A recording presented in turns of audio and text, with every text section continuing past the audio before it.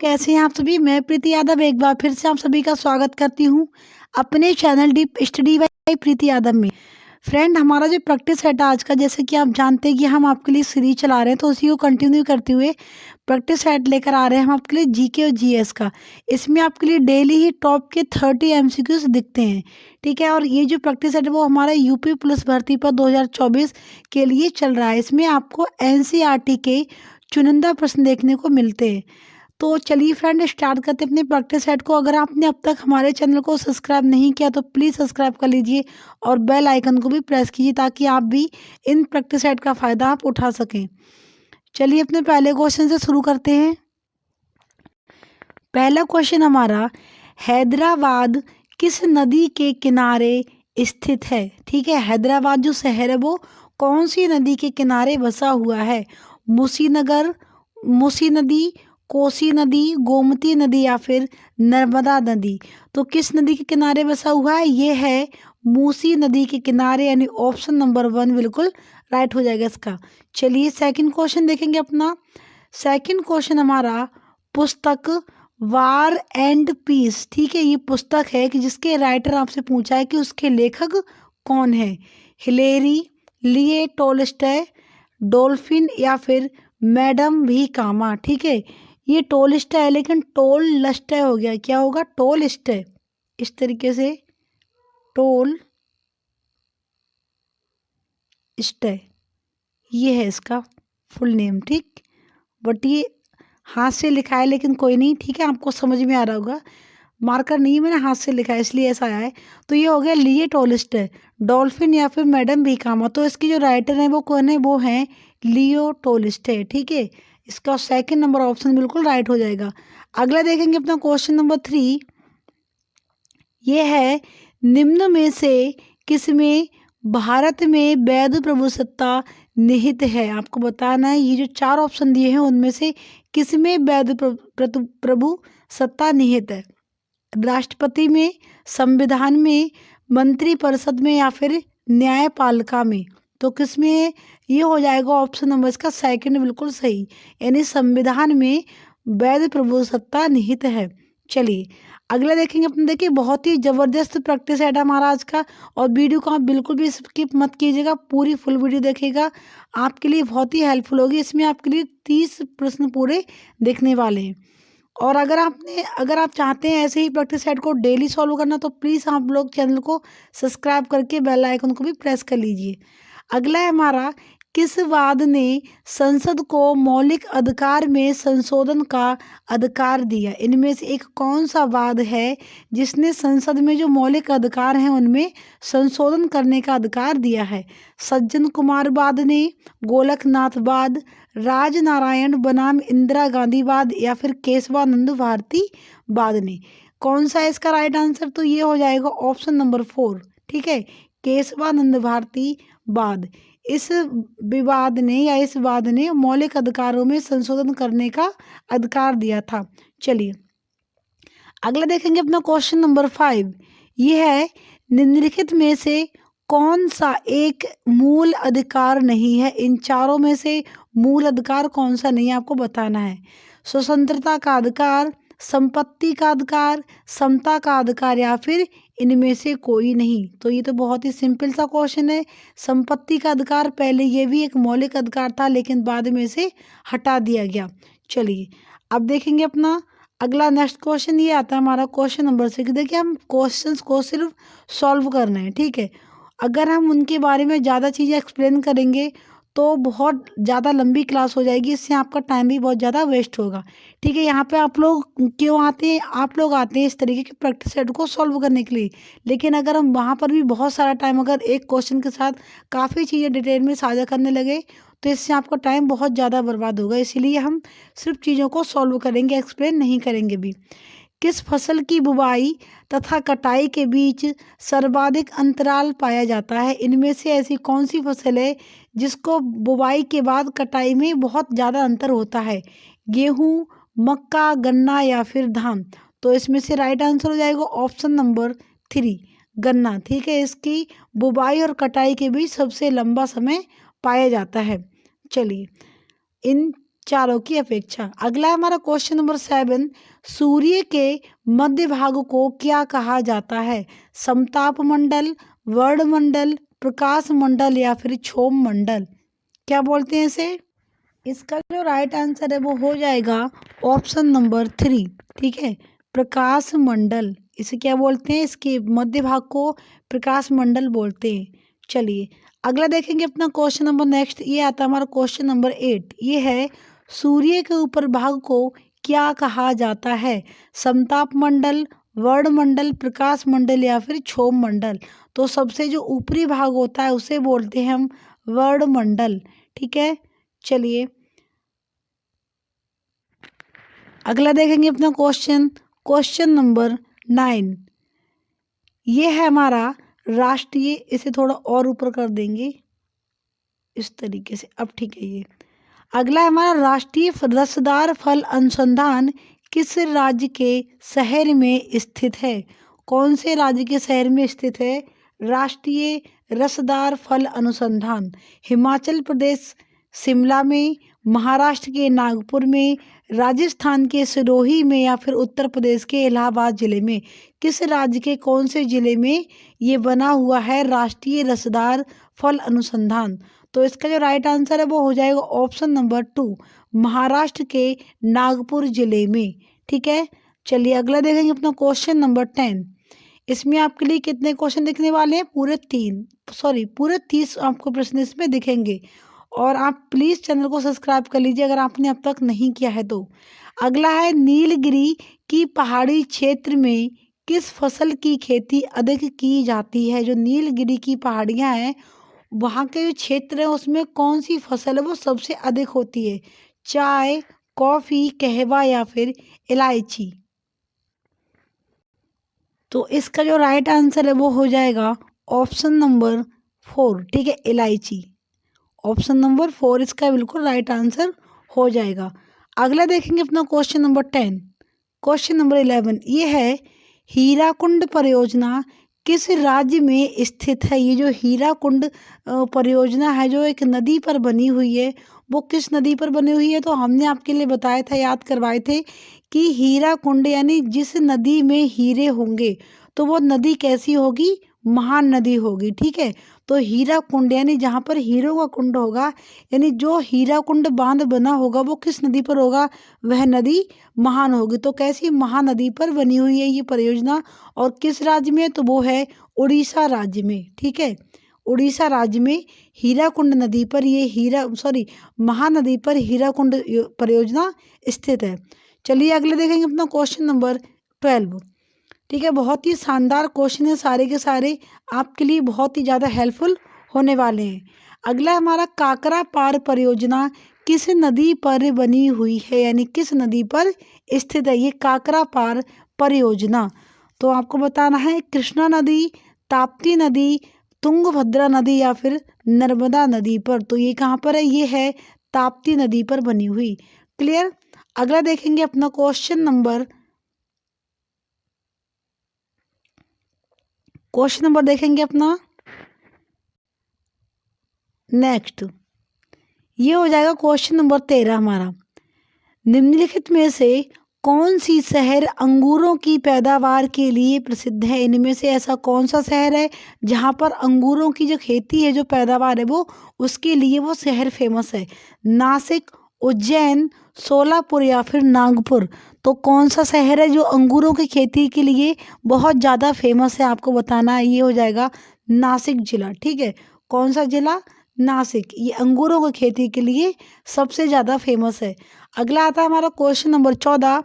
ये है, निम्नलिखित में से कौन सा राज्य शहतूत रेशम उत्पादित करता है? पंजाब, कर्नाटक, तमिलनाडु या फिर केरल? तो इनमें से क्या हो जाएगा बिल्कुल राइट आंसर? ये हो जाएगा कर्नाटक। कर्नाटक राज्य जो है वो सबसे अधिक शहतूत रेशम उत्पादित करता है। चलिए अगला देखते हैं अपना क्वेश्चन नंबर 15। क्वेश्चन नंबर 15 है हमारा, थोड़ा नीचे करते हैं इसे इस तरीके से, आप फुल देखेगा। ये है हमारा, डीजल लोकोमोटिव कारखाना किस शहर में स्थित है, ये हो जाएगा किस। ठीक है, किस शहर में स्थित है, चितरंजन, कपूरथला, वाराणसी या फिर इलाहाबाद। तो कहाँ पर है ये वाराणसी शहर में स्थित है डीजल लोकोमोटिव कारखाना। अगला देखेंगे अपना क्वेश्चन नंबर 16।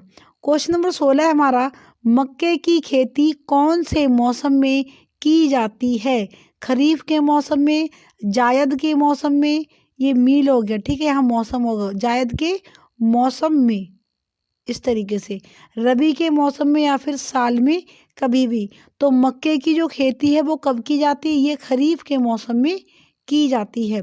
अगला देखिए अपना क्वेश्चन नंबर 17, ये है, इनमें से केरल की राजधानी कौन सी है। आपको बताना है कि केरल जो राज्य है हमारा, जो कि दक्षिण भारत में पड़ता है, उसकी राजधानी कौन सी है, तिरुवनंतपुरम, कोहिमा, शिलोंग या फिर दिसपुर। तो ये किसकी हो जाएगी, केरल की हो जाएगी तिरुवनंतपुरम। ठीक है, एक बहुत ही जल्द हम क्लास लेकर आएंगे जिसमें हम सारे ही आपको स्टेट की राजधानियाँ याद करवाएंगे। तो बहुत ही जल्द हमारी क्लास अभी आने वाली है। अगला देखेंगे अपना क्वेश्चन नंबर 48। देखिए, आपको हमारे चैनल पर सिर्फ प्रैक्टिस सेट ही नहीं मिलेंगे, साथ ही साथ हमने काफ़ी सारी थ्योरिकल क्लासेस भी हमने करवाई हुई हैं। तो अगर आप नए हैं हमारे चैनल पर तो प्लीज़ आप एक बार विजिट करें और हमारी क्लासेस को भी एक बार देखें, और आप प्लीज़ चैनल को सब्सक्राइब करना बिल्कुल ना भूलें। अगला हमारा क्वेश्चन, खेतड़ी परियोजना किसके लिए प्रसिद्ध है, सोना, चांदी, तांबा या फिर जस्ता। किसके लिए फेमस है ये खेतड़ी परियोजना, तो ये फेमस है तांबे के लिए। ठीक है, किसके लिए, तांबे के लिए ये परियोजना सबसे अधिक फेमस है, खेतड़ी परियोजना। अगला देखिए अपना क्वेश्चन नंबर 19, और ये है, भारतीय मानसून का वर्णन सबसे पहले किस अरब विद्वान के द्वारा किया गया था। ठीक है, जो अरब के जो विद्वान हैं उनमें से सबसे पहले किसने किया था हमारे भारतीय मानसून का वर्णन, अल बरूनी, अल अहमदी, अल मसूदी या फिर इब्न खुर्दाद वेह। तो किसने किया था, ये किया था अल मसूदी ने। ठीक है, अल मसूदी जो विद्वान हैं अरब के, उन्होंने हमारे भारतीय मानसून का वर्णन किया था। अरब की बात की जा रही है, ये नहीं कि सबसे पहले किसने किया था, हम कह रहे हैं अरब के जो विद्वान हैं उनमें से सबसे पहले किसने किया था, तो कौन थे वो, अल मसूदी थे। चलिए अगला देखेंगे अपना क्वेश्चन नंबर 20, और ये है, भारत में सर्वाधिक वर्षा किस मानसून से होती है। जो भारत में सबसे अधिक वर्षा होती है वो कौन सी मानसून से होती है, दक्षिण पश्चिम मानसून से, दक्षिण पूर्वी मानसून से, उत्तर पश्चिम मानसून से या फिर उत्तर पूर्वी मानसून से। देखिए, ये हमारा नीचे का भारत रहा, और ये यहाँ से इस साइड से, केरल के साइड से हमारे भारत में वर्षा एंटर करती है। तो ये हो गया दक्षिण। ठीक है, नीचे का हिस्सा कौन सा हो गया, ये दक्षिणी वाला एरिया हो गया, और ये हो गया हमारा पूर्व, ये हो गया पश्चिम। तो कहाँ से एंटर होती है, यहाँ से एंटर होती है। ठीक है, तो इस साइड से होती है तो दक्षिण पश्चिम। ठीक है, क्या हो गया, तो दक्षिण पश्चिम वाली जो मानसून है उससे सबसे अधिक वर्षा होती है हमारे भारत में। अगला देखेंगे अपना क्वेश्चन नंबर 21। ठीक है, यानी 21, ये है, भारतीय उपमहाद्वीप मूलतः एक अंग था, किसका था, जुरैसिक लैंड का, गोंडवाना लैंड का, आर्यवर्त लैंड का या फिर अंगार लैंड का। तो ये जो भारतीय उपमहाद्वीप है वो मूलतः एक गोंडवाना लैंड का उपमहाद्वीप एक अंग था ये। ठीक है, चलिए अगला देखते हैं अपना क्वेश्चन नंबर 22, और ये है, दिल्ली से क्वेश्चन है ये, दिल्ली में स्थित शांतिवन समाधि किस महापुरुष की है। ये जो दिल्ली में शांतिवन समाधि बनी हुई है वो कौन से महान पुरुष की है, जवाहरलाल नेहरू जी की, लाल बहादुर शास्त्री जी की, राजीव गांधी जी या फिर सरदार वल्लभ भाई पटेल। तो ये किसकी है, ये है जवाहरलाल नेहरू जी की। ठीक है, शांतिवन समाधि किसकी है, जवाहरलाल नेहरू जी की। उम्मीद है आप भी इनके क्वेश्चन सही से कर पा रहे होंगे, और आपने इनके क्वेश्चन को नोट भी किया होगा कि आप जिससे कि आप पता कर सके कि आपका इसमें स्कोर कितना हुआ। ठीक है, तो आप ये चीज़ नोट करके रखा करिए। अगला हमारा क्वेश्चन नंबर 23, और ये है, किस राज्य में, यानी जीके का क्वेश्चन है, किस राज्य में अजंता की गुफाएं स्थित हैं। अजंता और एलोरा की गुफाएं बहुत ही ज़्यादा फेमस हैं, आप जानते होंगे। तो आपको बताना है कि ये गुफाएं कौन से स्टेट में हैं, महाराष्ट्र में, उड़ीसा में, मध्य प्रदेश में या फिर केरल में। तो कहाँ पर है ये, मतलब किस स्टेट में है, ये है महाराष्ट्र में। ठीक है, महाराष्ट्र में अजंता की गुफाएं भी हैं और एलोरा की गुफाएं भी यहीं पर हैं, जो कि यूनेस्को की सूची में शामिल हैं। चलिए अगला देखेंगे अपना क्वेश्चन नंबर 24, ये है सालारगंज संग्रहालय किस शहर में स्थित है? मुंबई में, हैदराबाद में, बेंगलुरु में या फिर लखनऊ में? तो आपको बताना है कहाँ पर है ये। तो ये बना हुआ है हैदराबाद में, ठीक है, हैदराबाद शहर में सालारगंज संग्रहालय बना हुआ है। अगला देखिए अपना क्वेश्चन नंबर 25, और ये है हमारा नृत्य से संबंधित। निम्नलिखित में से कौन सा नृत्य है स्त्री पुरुष दोनों के लिए है? इनमें से आपको बताना है कि एक नृत्य ऐसा कौन सा है जिसे स्त्री और पुरुष दोनों के लिए बना हुआ है। गरबा नृत्य, घूमर नृत्य, छाऊ नृत्य या फिर गैर नृत्य? तो कौन सा है ये हो जाएगा गैर नृत्य। चलिए अगला देखते हैं अपना क्वेश्चन नंबर 26 देखिए, ये हिस्ट्री का क्वेश्चन है। पतंजलि का संबंध निम्न में से किससे है? ठीक है, वैश्विक दर्शन से, न्याय दर्शन से, सांख्य दर्शन या फिर योग दर्शन से? तो पतंजलि का जो संबंध है वो किससे है? वो योग दर्शन से है। चलिए अगला हमारा क्वेश्चन नंबर 27, ये है ब्रह्म समाज के संस्थापक कौन थे? ये जो ब्रह्म समाज जो था हमारे भारत में, तो उसके संस्थापक कौन थे? इसकी स्थापना किसने की थी? राजा राम मोहन राय जी ने, स्वामी विवेकानंद जी ने, स्वामी दयानंद सरस्वती जी ने या फिर स्वामी विवेकानंद जी ने या फिर रामकृष्ण परमहंस ने? तो इसके जो संस्थापक थे वो थे राजा राम मोहन राय, यानी ऑप्शन नंबर 1 इसका बिल्कुल राइट हो जाएगा। अगला देखेंगे क्वेश्चन नंबर 28, ये फेस्टिवल से रिलेटिव है, यानी भारत का एक त्यौहार है ये लोसांग। तो लोसांग एक उत्सव है जो मनाया जाता है, किस राज्य में मनाया जाता है आपके लिए ये बताना है। सिक्किम में, अरुणाचल प्रदेश में, मध्य प्रदेश में या फिर त्रिपुरा में? तो ये कहाँ होता है? ये सिक्किम में मनाया जाता है लोसांग उत्सव। अगला देखेंगे अपना क्वेश्चन नंबर 29। मैंने आपको बताया था कि एलोरा की गुफा और अजंता की गुफाएं कहाँ पर है? ये बनी हुई हैं महाराष्ट्र में। और अब आपको बताना है कि एलोरा की गुफाओं में जो मंदिर है, कि एलोरा के गुहा मंदिर किस धर्म से संबंधित हैं? हिंदू धर्म से, बौद्ध धर्म से, जैन धर्म से या फिर ए और बी दोनों से? तो ये संबंधित हैं हिंदू धर्म से भी और बौद्ध धर्म से भी। तो ए और बी दोनों, यानी ऑप्शन नंबर 4 इसका बिल्कुल राइट आंसर हो जाएगा। चलिए अगला देखते हैं अपना क्वेश्चन नंबर 30, और ये आज का हमारा लास्ट क्वेश्चन है। हमने आपके लिए 29 क्वेश्चन अब तक सॉल्व करवा दिए हैं। ये हमारा शक कैलेंडर का पहला महीना होता है। ये जो शक कैलेंडर होता है हमारा, तो उसका पहला महीना कौन सा होता है? चैत मास, भाद्रपद मास, माघ मास या फिर वैशाख मास से? तो ये जो शक कैलेंडर है उसका जो पहला मंथ होता है वो होता है चैत मास से स्टार्ट। ठीक है, तो ये थे आज के हमारे 30 क्वेश्चन जो हमने आपके लिए सॉल्व करवाए। उम्मीद है आपने भी इसमें जो क्वेश्चंस के आंसर किए वो अपने सारे अच्छे से दिए होंगे। अगर आप चाहें तो अपना स्कोर भी हमारे साथ शेयर कर सकते हैं। और बाकी मैंने सारे क्वेश्चन सॉल्व करवा दी, क्योंकि आप कभी भी मैंने लास्ट वाले क्वेश्चन का आंसर आप देते नहीं हो कभी कमेंट में, तो मैंने आपको सारे क्वेश्चन सॉल्व करवा दिए। और उम्मीद है आपको ये हमारा प्रैक्टिस सेट भी अच्छा लगा होगा। काफ़ी अच्छे सारे क्वेश्चन थे, सारे क्वेश्चन एनसीईआरटी बेस्ड पर हैं। और ये क्वेश्चन ऐसे हैं जो कि किसी न किसी एग्जाम्स में पिछले वर्षों में पूछे जा चुके हैं। ठीक है, तो बहुत ही ज़बरदस्त प्रैक्टिस सेट था आज का हमारा। उम्मीद है आपको भी पसंद आया होगा। अगर आपको अच्छा लगा तो एक लाइक करते जाइए, अपने दोस्तों के साथ भी हमारी वीडियो को शेयर करें। मिलते हैं एक ऐसे ही ज़बरदस्त प्रैक्टिस सेट के साथ, तब तक के लिए जय हिंद, जय भारत।